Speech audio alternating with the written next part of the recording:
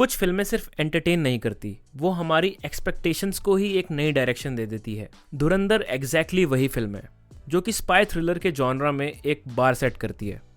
Movie खत्म होते ही एक बात क्लियर हो गई कि ये इंडियन सिनेमा की best and most honest spy thriller movie है और इसका सबसे बड़ा क्रेडिट जाता है आदित्य धार को। उन्होंने लिटरली स्पाई जॉनरा का पूरा टेम्पलेट ही चेंज कर दिया है। 3.5 घंटे का रन टाइम होने के बावजूद मूवी कहीं भी ड्रैग नहीं करती। स्क्रीन प्ले इतना टाइट है कि वो आपको बांध के रखता है और परफॉर्मेंसेस तो ऐसा लग रहा है कि आदित्य धार ने निचोड़ लिया है एक्टर्स में से। हर कैरेक्टर, हर परफॉर्मेंस इतनी कन्विक्शन के साथ लिखा और प्ले किया गया है कि इमोशन सीधा इम्पैक्ट करता है। रणवीर सिंह और बाकी सब ने बहुत ही बेहतरीन काम किया है, लेकिन अक्षय खन्ना भाई साहब, उन्होंने लिटरली इस बार अपने आप को ही आउट परफॉर्म कर दिया है।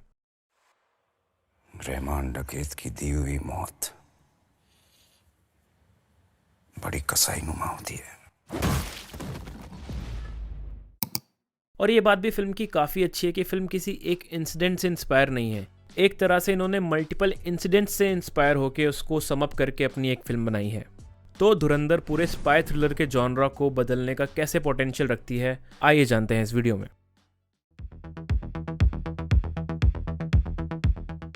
सबसे पहली बात, धुरंधर वही सेम इंडिया पाकिस्तान वाली मूवी नहीं है। ये फिल्म उस फॉर्मूला से बहुत ऊपर जाके काम करती है। आदित्य धार ने सरफेस लेवल दुश्मनी नहीं दिखाई है, उन्होंने पूरा प्रोसेस दिखाया कि कैसे अंदर के मैकेनिज्म और टेररिस्ट के नेटवर्क्स ऑपरेट करते हैं। फिल्म क्लियरली शो करती है कि कैसे लोकल गैंग्स, पॉलिटिशियंस, आईएसआई और ग्राउंड लेवल ऑपरेटिव्स एक ही इकोसिस्टम का हिस्सा होते हैं। एक प्रॉपर हायरार्की दिखाई है कि कैसे ऑर्डर्स पास होते हैं, फंडिंग कैसे मूव होती है, लोग कैसे रिक्रूट होते हैं। इसीलिए ये फिल्म 3.5 घंटे की है, क्योंकि हर कैरेक्टर और हर लेयर को केयरफुली सेटअप किया गया है और ये सेटअप बिल्कुल भी पॉइंटलेस नहीं लगता। ये दिखाता है कि कैसे ऐसे मिशंस में स्टेक्स कितने हाई होते हैं और एक स्पाई को अपने ऑब्जेक्टिव तक पहुंचने में एक्चुअल कितना वक्त और पेशेंस लगता है। यहाँ कोई फैंसी एग्जॉटिक लोकेशन नहीं। इवन जब रणवीर का कैरेक्टर अपने टारगेट को मारता है, वो कोई देशभक्ति या हैवी डायलॉग बोल के दुनिया को नहीं बताता। उसका काम बस विलन को मारना है और वो सिर्फ मारता है, वो भी बिल्कुल कन्विक्शन के साथ। और इतना तो हम जानते ही हैं कि ऐसे रियल वर्ल्ड ऑपरेशंस में चीजें ऐसे ही चलती हैं, क्वाइट, क्लिनिकल एंड इमोशनलेस।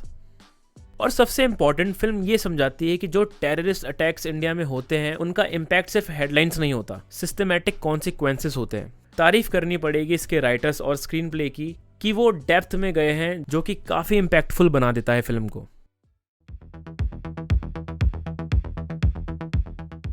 धुरंधर की सबसे बड़ी स्ट्रेंथ ये है कि ये स्पाई को सुपर हीरो नहीं बनाती। ये फिल्म फाइनली दिखाती है कि एक स्पाई की रियल लाइफ कैसी होती है। इट्स मैसी, अनप्रिडिक्टेबल, डेंजरस और ग्लैमर से तो बहुत ही दूर।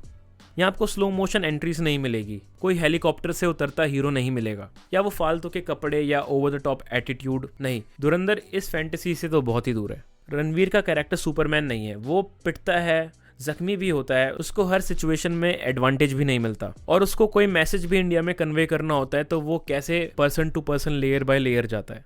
यही चीज दिखाती है कि स्टेक्स कितने बड़े हैं। और एक्शन की बात करूं तो यहाँ कोई फिजिक्स का गला घोटता हुआ एक्शन नहीं मिलेगा आपको। कोई 20 लोग हवा में उड़ते हुए नहीं दिखेंगे। एक्शन बिल्कुल रॉ है, एग्रेसिव है, ब्रूटल है और सबसे ज्यादा इंपॉर्टेंट, ऑनेस्ट है। सिर्फ वही जगह है जहां जरूरी है ताकि टेंशन डाइल्यूट ना हो और रियलिज्म ब्रेक ना हो। बाकी सीक्वेंसेस में फिल्म सिर्फ परफॉर्मेंस पर टिकती है। एक्टर्स की बॉडी लैंग्वेज, उनका डर, उनका गुस्सा, उनकी हेजिटेशन, ये सारे एलिमेंट्स ही सस्पेंस बिल्ड करते हैं। कोई बैकग्राउंड म्यूजिक या ग्लैमर आके उसे ओवरशैडो नहीं करते। और यही धुरंधर की यूएसपी है, जो कि सच में ऑडियंस को एंटरटेनमेंट नहीं, सिनेमा देती है। अब मुझे स्पाई यूनिवर्स याद दिलाने की जरूरत नहीं, you know what I mean. अब टेक्निकलिटीज की बात करें तो धुरंधर एक काम बिल्कुल अलग करती है। ये हर एस्पेक्ट में बहुत बैलेंस रहती है। बॉलीवुड स्पाई फिल्म्स में यूजुअली हीरो को इतना पैट्रोनाइज करा जाता है जो कि बाकी कैरेक्टर्स के हिसाब से बहुत ओवर पावर लगता है।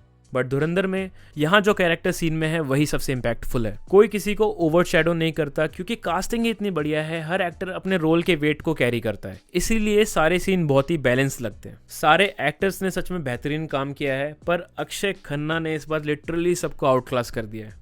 वो इंटिमिडेटिंग है, वो गुस्से वाला है, पर जब एसपी असलम आता है तो वो डरता भी है। पूरी मूवी में उनको देख के बहुत मजा आता है। रहमान डकैत की दी हुई मौत बड़ी कसाईनुमा होती है। फिल्म लंबी जरूर है, पर धुरंधर अपनी लेंथ को वीकनेस नहीं बनाती, ये उससे एडवांटेज लेती है। स्क्रीन प्ले कहीं भी बोरिंग या स्ट्रेस्ड फील नहीं होता, क्योंकि फिल्म का इतना लेंथी रन टाइम कैरेक्टर्स को बहुत बढ़िया तरीके से एक्सप्लोर करता है और उनको एक डेप्थ प्रोवाइड करता है। और कैरेक्टर्स के साथ साथ पाकिस्तान जैसी जगह का कल्चर, उनकी पॉलिटिक्स, उनकी ग्राउंड रियलिटी दिखाने के लिए और टेररिज्म के पूरे इकोसिस्टम को दिखाने के लिए ये रन टाइम जस्टिफाइड ही नहीं, नेसेसरी लगता है। म्यूजिक और बीजीएम भी ओवरसेल नहीं करते, गाने हैं लेकिन वो स्टोरी को पुश करते हैं और नैरेटिव के साथ नेचुरली ब्लेंड होते हैं। तो मेरे लिए इस फिल्म ने तो एक बेंचमार्क सेट कर दिया है। स्पाई थ्रिलर जॉनरा में एक ब्रूटल ऑनेस्टी ही सबसे इंपैक्टफुल होती है। धुरंधर ने ये प्रूव कर दिया है। अब बॉलीवुड अगर स्पाई फिल्म्स बनाएगा तो ये स्टैंडर्ड इग्नोर नहीं कर सकता, इसलिए ये कहना सही रहेगा।